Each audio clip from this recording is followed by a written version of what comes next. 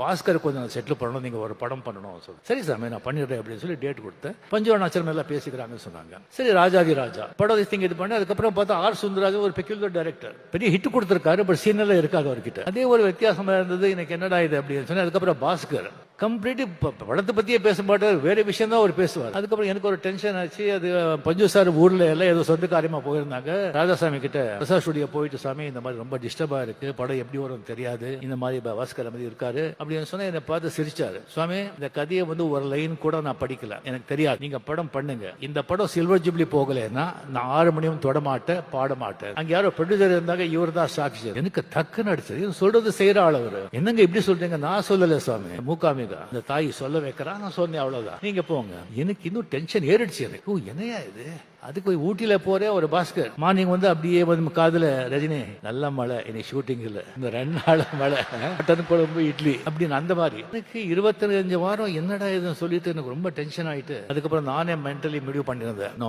அப்படின்னு சொல்லி ஒரு 10 எக்ஸிபிட்டர்ஸ் 10 சென்டர்ல நம்ம தெரிஞ்சவங்க கிட்ட படம் சரியா ஓலனா கூட நாமளே பணம் கொடுத்து சில்வர் ஜூப்ளி ஓட்டிடலாம் அப்படின்னு சொல்லி மைண்ட்ல செட்டில் இருந்தேன். நான் படம் சொன்ன மாதிரி சில்வர் ஜூப்ளி என்ன ஒரு நம்பிக்கை, ஒரு கான்பிடன்ஸ்.